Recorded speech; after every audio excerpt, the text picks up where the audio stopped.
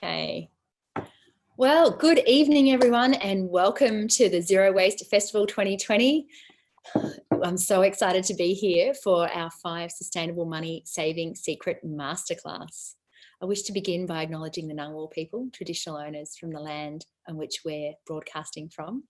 I acknowledge and pay my respects to elders past, present and emerging.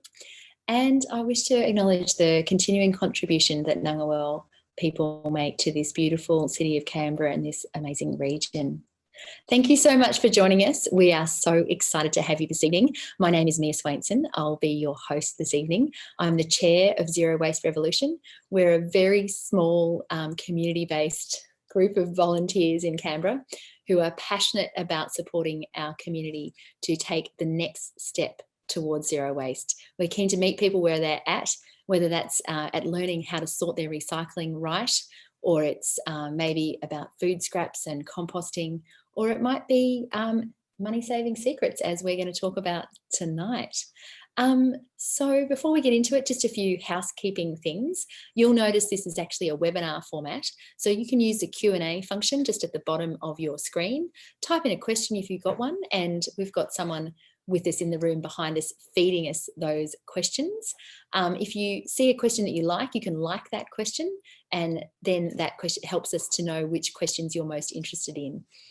And in terms of recording, we are recording, and we will use this recording on our website, and we'll pop it up on our Facebook as well, so that if you've got friends or family that haven't caught this masterclass and you're keen to share it with them, you'll be able to do that as well. So let's get into it. Sustainable money saving secrets. So the lovely Serena Bird is sitting with me here today. She's the author of The Joyful Frugalista, an incredible book, host of the Joyful Frugalista podcast, savvy shopper, or formerly savvy shopper columnist. I know, and I'll talk to that in a bit. Yeah, with the Daily Telegraph, and top cook with Australia's best recipes. She provides practical tips on how to live sustainably and save money at the same time, in a way that is joyful and empowering. In this fabulous masterclass, we'll look at how you can both save money and promote sustainable practices in your home. I'm so proud to have you with us here today, Serena. Thank you for coming along. Well, the honour is really mine. And let me just say, Mia, you are such an inspiration. You know, what you do is just so important, and your passion for the environment comes through on so many levels. It's just so genuine, and it's so authentic and non-judgy too. And thank you. And I shouldn't even laugh about this, but you know, this is an issue sometimes that people do feel passionately about climate change, but they worry they're kind of not good enough to be labelled an environmentalist. And I really love your approach of incrementalism, that, you know, it's being on that right track and doing little things, a whole lot of little things, which I think is really important. Oh, thanks, Serena. Yeah, you hit the nail on the head. I think it's about taking it one step at a time. Yeah, it is, I think. And you know, and I remember back in 2015, I was on a writing developmental program called Hard Copy, run by the ACT Writers Centre, and there were a number of people who were writing about environmental topics. And I remember thinking, oh, that's so amazing, but I'm not an environmentalist. I'm not that good. I'm not sort of in their league. And it was only really about a year after that when my eldest son was doing the Act Smart Carbon Challenge. You remember that? Was that 2016? I'm trying to remember the year. 2015, 2016, something like that. The years are all blurring. But yeah, they had a whole list of things, challenges for families to do to reduce carbon. And as I went through the list, I was like, this is so easy for us. It was like tick, tick, tick, tick, tick, no clothes dryers, tick, you know, veggie patch, tick, which I then had. I now live in an apartment, but I still grow some veggies. You know, going to the library rather than buying new books, tick. It was just like on and on and on.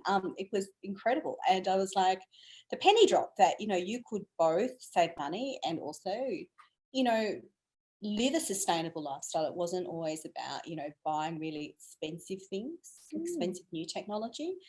Certainly some people can, and it's great to support those things, but you don't have to. Yeah, fantastic. Well, When are you going to spill the beans? Well, I will in a moment, but at first I wanted to share something first, which we were talking about Savvy Shopper, and since we're among friends, I actually decided about 3 weeks ago to no longer write for that publication. That was my choice, and it was a values-based choice, which was quite a hard decision to make because I had my own column there. But you know when a paper has certain values, in this case it was political and cultural and also on climate change, that didn't align with my values. So I made that choice. And so it's especially really lovely and such an honour to be speaking here as part of Zero Waste Revolution, because I feel like I'm with my tribe. Oh, welcome.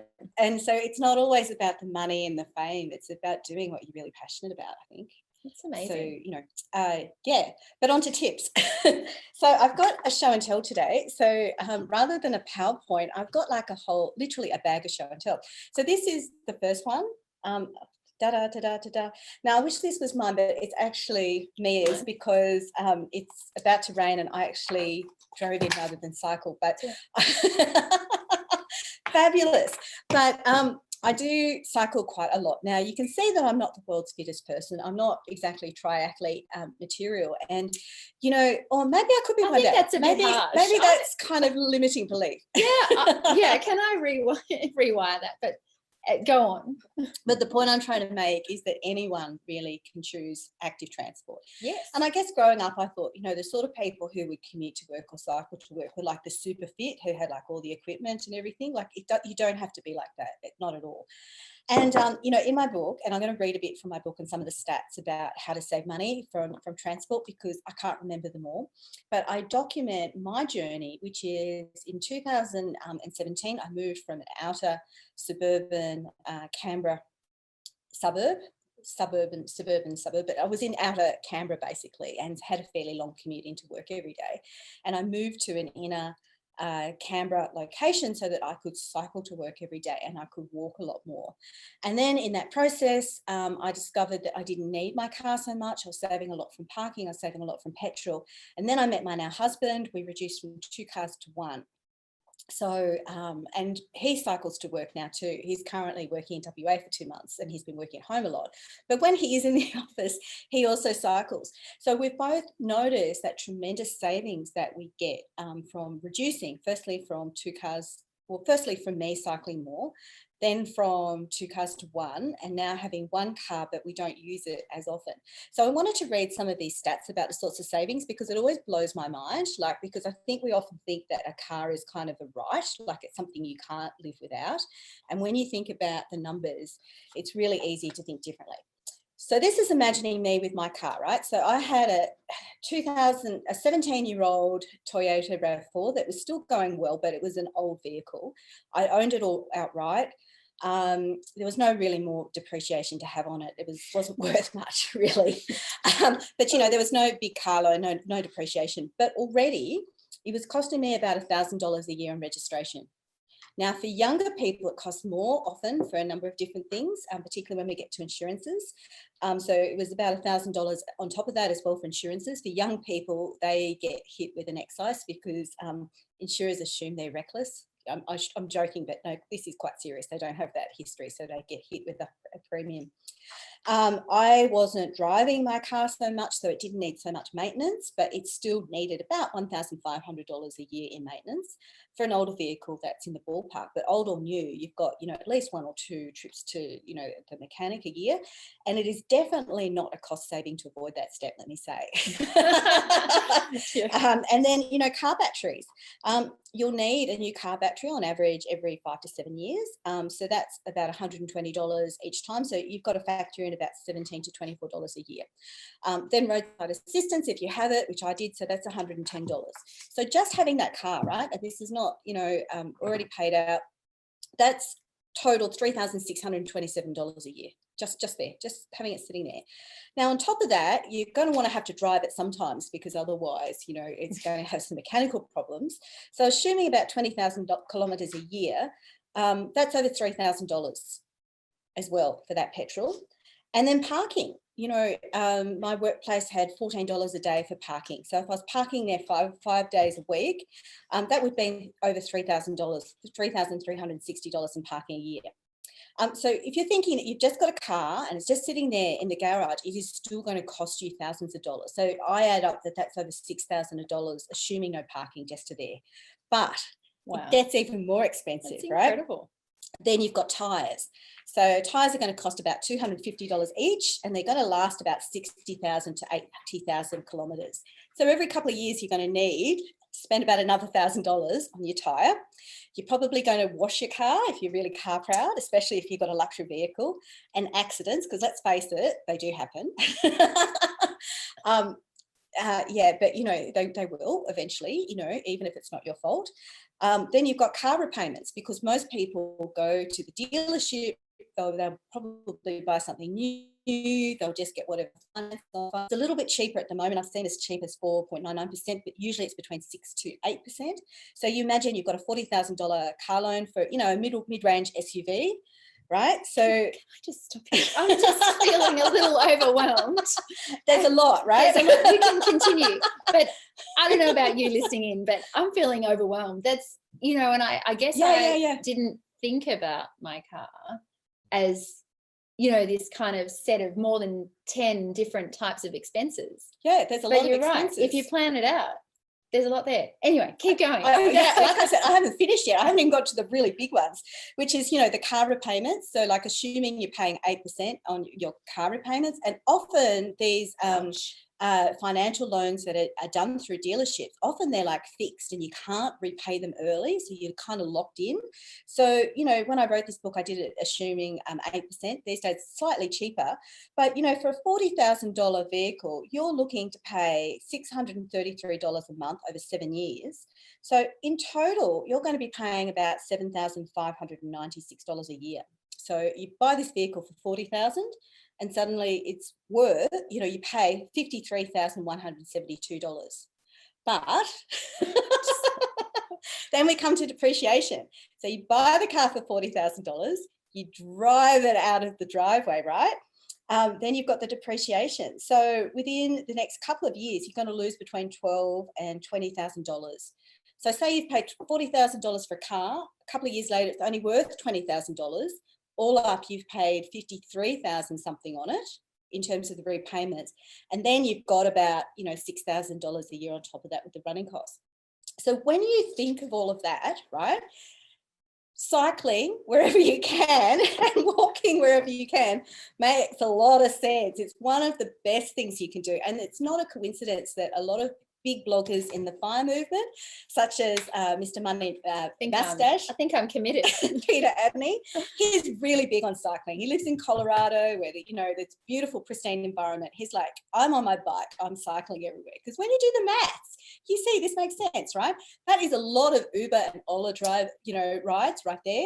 Or even, just hiring a car if you want to go for a weekend somewhere. Like hire a nice luxury vehicle because you can afford it after saving all that sort of money. Yeah, look, and my husband and I have this, I think we've finished that conversation finally, have this conversation, I want a second car, and me saying, no, we don't need a second car, no, we don't. And finally, I think I've won because I've got him converted to Uber. He's now downloaded the Uber app onto his phone and can use it. Yeah. Well, let me just say, Uber's not the only one. So for women, there's Sheba, which is quite good, particularly women who are concerned about safety because the drivers are all women. Did you know they also have working with vulnerable person checks? I only found that out. So they can take your children. They can take your children. Anyway, there you go. So it's Sheba, which is quite new.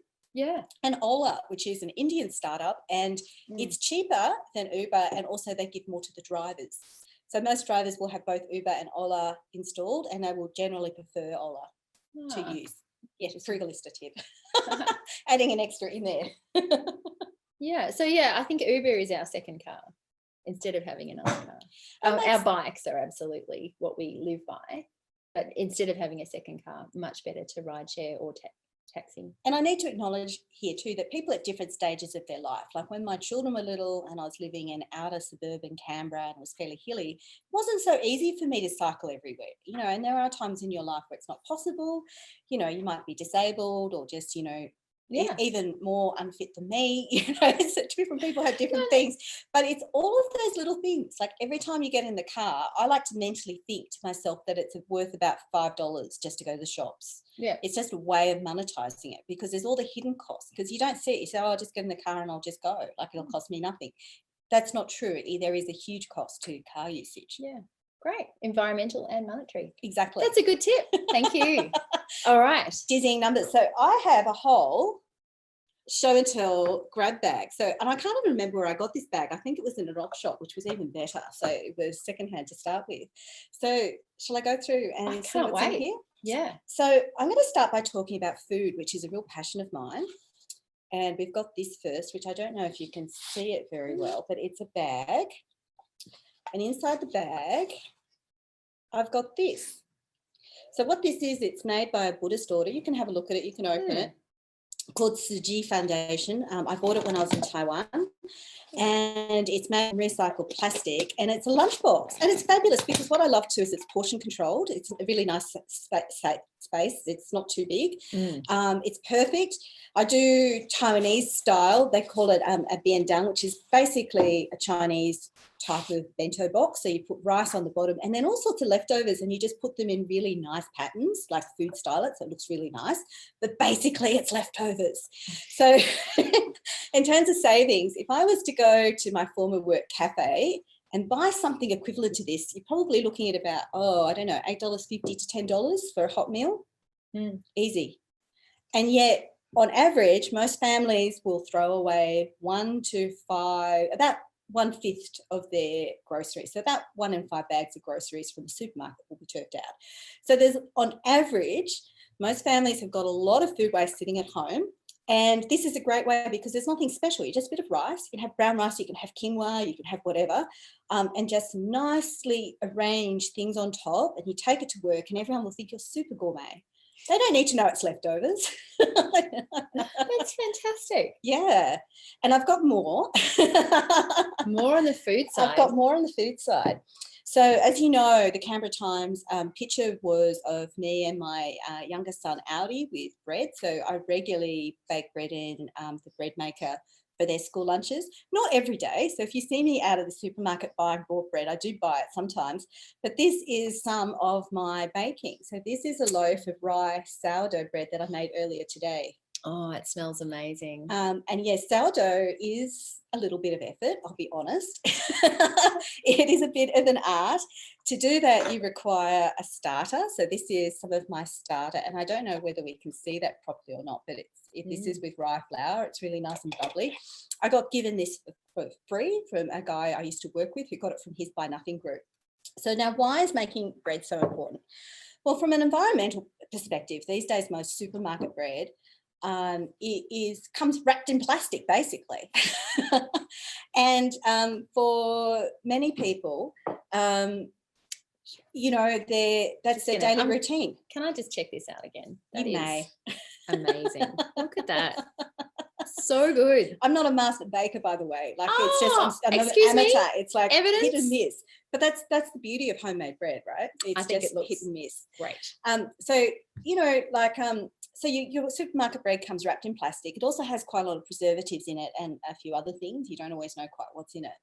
But it's not just that. It's that midweek, oh my gosh, I've got school tomorrow and there's no bread in the house, and you get in the car once again, those hidden costs with the car, and you go to the supermarket, you're already feeling tired, and it's particularly in the middle of a Canberra winter, you know, it's a bit stressful and cold and full on, and you get stuck in the queues. And then when you're in the supermarket, of course, there's that temptation to go and buy everything else. So you end up buying a lot. So where I save on making the bread is not so much the cost, but I'll go into the cost. It's the reducing the amount of time in the supermarket. So for a loaf of my white sourdough bread, it cost me about 50 cents. For the rye bread, it works out about $2 because rye flour is quite expensive. A lot of the commercial rye breads we make aren't pure rye flour for that reason. But, you know, it's a very special thing, you know, and I really like it and I value it. My kids' milk bread that I make for school costs about $1.10 a loaf, a small loaf. What's milk bread? Well, it's just basically I put more milk in it so that it's nice and soft and fluffy because they like that. Wow. And I sneak a bit of psyllium husks in there for the fibre. Great. So it's white bread, but yeah. It's quite clever. It is quite clever. So when you think of the savings, like a loaf of bread in the supermarket, it varies, but probably about $3. So you're saving about $2 but several times a week. But more than that, you're saving the trips to the supermarket and your sanity. Yes, agree. Excellent. So there's some things on food. Oh, so tip number one, secret number one was about transport, ditching the car, taking out cycling and walking. Cycling and walk. With all of the stats. Yeah. And there's a reason I had to read them. I couldn't remember all of those. No. Tip number two, food. Yeah. Yep. Making your own. Yep. And taking your own leftovers. Exactly. Making the best. All right. This is good. Yeah, and it really does. Like, it might sound boring. Oh, I'll take a lunchbox. But really, it adds up. The costs add up really quickly. And in terms of your savings, this is something you can do immediately. It's not like a structural thing like, moving a house. Like, you can start now and you can do that. Awesome. So there's a big thing. I'm up for number three. Number three. Da-da, da-da, from my bag. What is this, I hear you saying? So this is about cleaning. So I was gifted some polar fleece jumpers for my kids, for my boys. It wasn't, super new. And in fact, the zip broke and it had stains on it. So I could not gift it to an op shop in that state. And I couldn't really repair it. The cost of repairing a zipper for that wasn't worth it. So I cut this up, and what I discovered was this is one of the most amazing cleaning solutions, no chemical, that I've ever come across. It's just phenomenal. Like, I use it for mirrors, I use it in the bathroom, use it on the floors. It just picks up so many things, and then just wash and reuse it. I just used it recently on the computer screen. It's very good. And this was, zero cost to me, because I was gifted this to start with, and it would have been landfill otherwise, because I couldn't have fixed it and it wasn't in a state to move forward. So, looking at what you've got around the house, the rags and the cloth that you've got around the house for cleaning can really make a big difference. On my website, I've got a household hacks section where I've got a number of different tips for how you can clean your house and, live a better, home life, all those household hacky things on a budget, but that's also environmental. So this is, one of the many. I've got recipe on there for laundry powder. That's also eco-friendly, so it doesn't have all those microbeads and all that sort of stuff in it, for spray cleansers and for a whole range of different things. And yes, and so my website is www.joyfulfrugalista. So Frugalista, FRUGALISTA.com. And so go to the website, look on the household hack section. There's a whole list of things that you can do that's going to save you money. And I don't know if you've ever noticed in the supermarket just how many aisles there are devoted to cleaning products. It's nuts, because there's so much guilt, isn't there? Personal guilt. Oh my gosh, someone's going to come to my house and I'm going to be a bad wife and mother because everything's not clean. And can I just share a little cleaning story just like that? I was so busy this morning trying to finish off some work and then come in here for this, but I had someone coming into my house to repair my dishwasher. And do you know what I chose to spend 15 minutes doing? Cleaning up. Yeah, cleaning my kitchen, so that this person who I don't know, and look, he was very lovely, and possibly will not meet again, will not judge me as being a bad wife and mother for having a messy kitchen. And I'm sure he's seen it all. And you're never going to see him again, so what does it matter? But marketers know this, and so that's why cleaning is a multi-billion-dollar industry, and many of those products are toxic.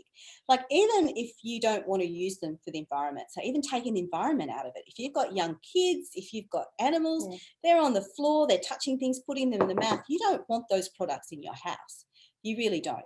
But it is such big business, and you probably know this about the term soap operas and where it comes from. So soap operas were originally designed as content marketing to sell soap and cleaning products. Yeah, they're daytime products to lure women in to watch the products and buy the cleaning products. That's incredible. So, this is, you can laugh at this, but this is defeating a multi-billion-dollar industry right there. So, yeah. I love it. Can I just add something on what you can do with, I love this, and I do this all the time at home. We don't buy cleaning rags ever. We only ever use sort of household items that have, too stained or ripped that, you know, can't be reused. But there is another place you can take things that can't be, clothing that's can't be reused. So I hear that the Green Shed will accept bags of rags, and you can fill them as a rag bag. Just separate it out and let them know that's what it is, because they do accept all clothing. But H&M in the Canberra Centre is where I take mine, I tend to, and they recycle the fabric. I am so going to do that. I've So, got a whole box, more than I need for cleaning rags. Yeah, same. So, yeah, use what you can for cleaning rags, but there are places that'll take them for recycling. And sadly, mostly it's about recycling the plastic that is in so many of the clothes that we wear these days are plastic. So they take the plastic and recycle it. Anyway, crazy but true. Crazy but true. And so I still have more things. Are we finished the cleaning? We're finished cleaning. Lucky, because we are on a schedule. We are on a schedule. How much more time have I got? About 15 minutes. Okay, so 2 secrets to go. 2 secrets to go. These are glass jars, and you're like, what are we talking about here? And not only have I got glass jars, but I've also got an outfit. And what am I talking about? In the middle. Yep. So what I'm talking about here is what I term joyful giving. This year, I'm on a particular campaign to give away at least 1,000 items with intention. So rather than just, you know, I mean, you would have heard about the whole Marie Kondo thing. If you'd like it, it's yours, seriously. But, you know, this whole concept of it doesn't give me joy, so I just get rid of it.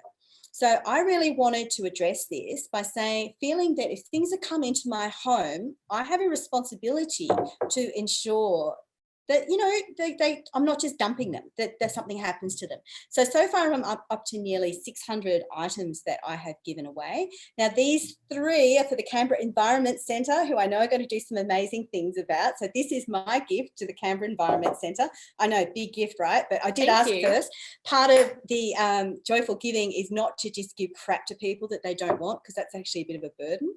And, you know, that's true. And while I have done this to give stuff away and to live a more decluttered and minimalist life, the weird thing is that I get given so much back, like this outfit. This came from a clothes swapping event that I had. So I'm getting literally, you know, hundreds, sometimes thousands of dollars of things because I'm giving to other people are giving back to me. And I do think that part of giving is also receiving. And more than anything, it's strengthened my relationships, I think, because people remember, like if I've given them something that's significant for them, they've remembered. So, you know, that's, you know, something that's very dear to me, that this giving from the heart and making sure that you don't just dump your stuff. I think this is beautiful. And look, I think that Ryan, who's the Centre Director at the Canberra Environment Centre, is really excited about having some more jars. And I think they're planning to, you know, over the summer, there's so much that happens in the garden. So these, I think, will be filled with pickle or with passata. So, or jam, there we go, jam or pickles. And you never know, you might end up with one of them full coming back. It's weird how that happens, but any more jars, let me know. And on the clothing front, I'm very passionate about sustainable clothing, and I'm about to launch the Joyful Fashionista as an avenue for buying and selling secondhand clothes to promote sustainability. It's not ready yet. Watch this space. Tell us more about the Joyful Fashionista concept. So it will be a site for buying and selling clothes. There are a few around, but what will be different is it's really going to celebrate imperfect women. So like often, you know, for women my age, I've got things from before I had kids that I think I was going to fit into one day. So let's just be honest about that. And, you know, pass it on to other people, you know, sell it on to other people who are really going to love it. And especially, you know, for people who say are going to a job interview and they want something really amazing to wear, because that's, you know, an area where there's a lot of stress, that they can buy something secondhand that's quality with confidence, and they can rock the job interview without having to spend a lot of money. Awesome. That sounds lovely. Looking forward to it. So people follow you on Facebook to find out? Yeah, Facebook would be lovely. Facebook, Instagram, and www.joyfulfrugalista.com. Awesome. Thank you. Thank you. All right. We got one more secret to go. Dun, dun, dun. Shall we see what's in the box? Yeah. I know you know what's in the box already. Well, so this box was gifted to me by my good friend Trish. Like I said, you know, karma comes in unusual ways. Now, when everyone else was fighting over toilet paper in March, my friend Trish dropped this at my doorstep. She didn't come and see me because we were in the middle of COVID lockdown then. And it is in there. You see wow. these? Now, I don't think people are going to know what these are. And I reckon hold on to your hats, hold on to your seat, because this is an idea that will surprise most of you. I used to think there was no way in hell I would ever use these. I had heard about them in the frugal space and I went, that is one frugal tip too far. But I must say I'm loving it. So these are wee wipes. They're also known as family wipes. So you keep them in the bathroom and you use them. And they're very effective. So she's made them with leftover flannelette. So and she's overlocked them. And during COVID, because she's such a beautiful person, she was giving them away left, right and centre to people on her Buy Nothing project. Now, like I said, I always thought, ew, but it's super easy, really. You know, you just wash them, hang them out in the sun, reuse them, they're fine. And it's much better than, you know, going to jostle with other people to buy toilet paper when you're worried about a pandemic. And of course, toilet paper itself, you know, it's a whole issue about, you know, the amount of paper we use in the environment. As you know, it often comes wrapped in plastic as well. I know there's Who Gives a Crap and others who are very active in that space of having environmentally friendly paper. But I would actually invite you to think about, you know, while this might sound a bit weird, this is the beginning of a journey of moving away from disposable products. And I know you've got the lovely Maddie Diamond speaking about sanitary products. Actually, Jess fought us. Jess. Yeah, this evening, later on this evening. Yeah. Right. Okay. So, you know, this is kind of like an easy step before you think about the other things, you know, such as, you know, sanitary products or children and nappies and a whole range of things, because it's not sustainable just to keep flushing stuff down the toilet. So can I just ask you, in a practical sense, how does it work? Do you have like a dry pail, like a, you know, so you have a bucket with a tight lid? And not even that complicated. I have a tiny little plastic sort of rubbish bin, which I've had for years. And actually I was going to on gift it. And then I thought, I'll find a use for it. It's just got a flat lid. And so I just use them and I put them in there. And when I do a load of washing, I put it in a bag. You know those bra washing bags? Yeah, you've seen so those? They're in their own bag. Well, it's just because otherwise I'm just, you know, fighting through the laundry when I go to peg them out. That's the only reason I do that. So only not number twos. For me, I only use them for number ones. Okay. But you know, people do use them for both. That's what I thought. Yeah, I was immediately thinking both. But yeah, and so I guess you'd wash them separately if you're using them for both. If you're using them for both. But for a wee wipe, you'd be fine just in the wash. Yeah, and look, it's an individual choice. I'm probably not at that stage for number twos, but then I never thought I'd be at the stage of this. If you'd asked me a year ago, I would have gone, oh, no way. Yeah. So I remember traveling through Argentina and I'm be 15 years ago now, but I mean you just didn't flush toilet paper down the toilet because it ruined the sewage system didn't cope. So you go to all these travel bathrooms that were full of everyone, but everywhere you put the paper, like you'd wipe your every number ones, number twos, and you'd pop it into a garbage bin next to the toilet. Yeah, because when you think about it, there's a lot of infrastructure that goes into making sure we can pass a lot of paper through there. And you would know this as well, that a lot of people are putting things into the sewage system that aren't actually flushable, and that is a huge problem as well. In terms of cost savings, just briefly, that's not as huge with this, to be honest. I think it depends, you know, what type of toilet paper you want, how many ply and how fancy, but you're probably looking at about between $1 to $1.50 a roll. I probably save about 2 rolls a week. Yeah. But just assuming that I save $2 a week, well, that's, you know, over the course of the year, that's over $100, which isn't bad. Yeah, absolutely. It's not huge. No, it's still good. We've just got a question here from the audience. Is there a tip for the laundry? I have a recipe for laundry powder that's on my website, and I can't remember the quantities, but I do know what's in it. See if I can remember. I think it's around about 1 bar of pure soap, and I cut that up, and then I put it into a high quality blender and I blitz it, and then it's about 1 or 2 cups of bicarbonate of soda. I can't remember exactly how much, and then electric soda, washing soda, which is the magic ingredient with that, and then blitz that up further, and then add some drops of either eucalyptus oil or lavender oil, and that's it. And it doesn't actually need a lot, like it needs less than 1 tablespoon for a wash, front or top loader. It's super cheap to make because, you think of the ingredients, like, pure soap, electric soda, bicarbonate of soda. They're not expensive things. Lasts for ages. And yeah, my clothes just smell fresh and clean. And I think there's less wear on them than the commercial ones as well. That's great. Another question from our audience. If you're leaving Canberra, how do you normally travel? Oh, the days when you could leave Canberra, right? Well, it depends where I'm going and why.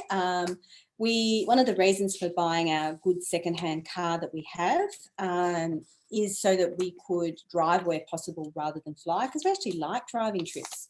So the last big road trip we did was in February to Melbourne, thinking, oh yeah, we'll come down and see family again soon, never thinking this would happen. And sadly, my nana, who I saw during that road trip, passed away about 6 weeks ago. And there was no funeral because she's in Victoria. So yeah, so we drive wherever possible, but, obviously we do fly as well. We look for, bargain airfares. They're going to be hard to find for some, depending where you go. It's going to be a very different climate and landscape.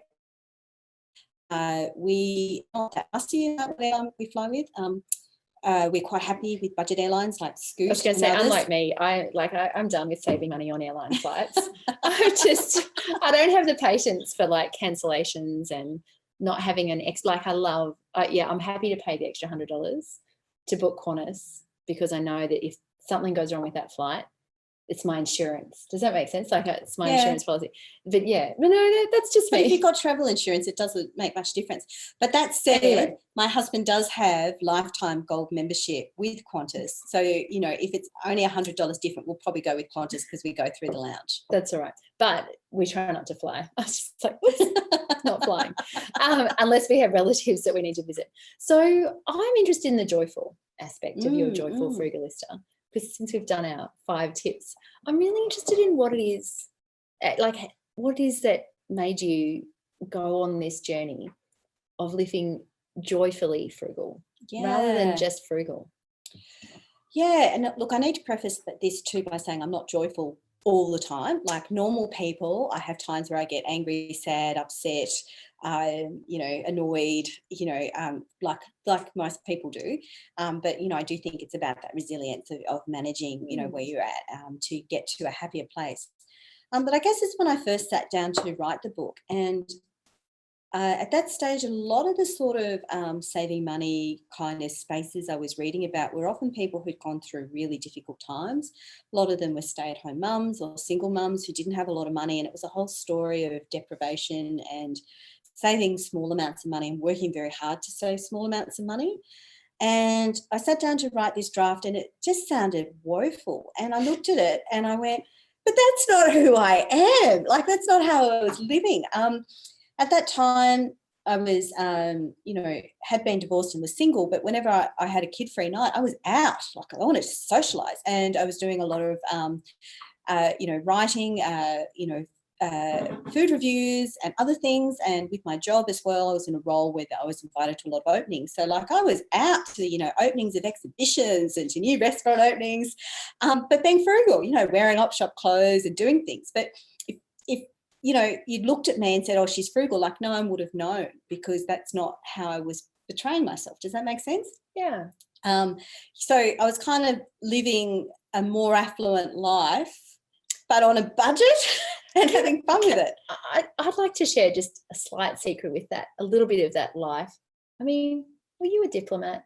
I was. I worked at the Department of Foreign Affairs and Trade, and I know you know that department quite well. Yes. And so I guess, you were rubbing shoulders with some pretty high profile people, and you needed to look really fantastic, look great. Was part of your job. How did you balance that while being frugal? Yeah, op shopping predominantly. I remember I did a big non-op shopping trip at Harbour Town on the Gold Coast before I went on posting. I was posted to Taipei for 3.5 years. So I did some shopping there, a lot of op shopping, and a lot of clothes from my sister. My sister and I clothes swapped. But, what is looking the part? Dressing professionally doesn't need to be dressing ostentatiously. It doesn't necessarily mean to have the luxury handbag.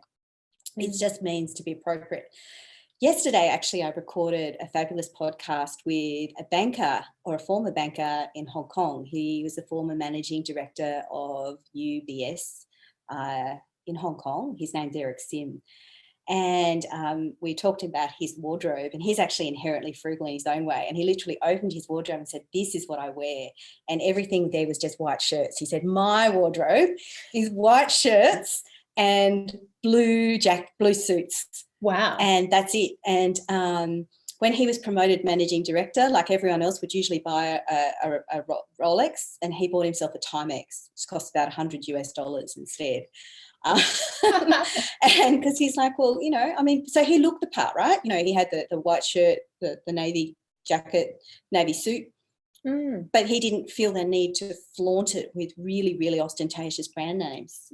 So, you've got your professionalism, but you don't have to go over the top. Yeah, that's great. I think it's really inspiring to think that, you can rub shoulders with the best, and that you don't have to be out there buying new clothes all of the time. Well, I'll tell you another secret about this too, and this is not just from what I've observed. There's a lot of literature on this, which is the world's wealthiest are actually inherently frugal in their own way.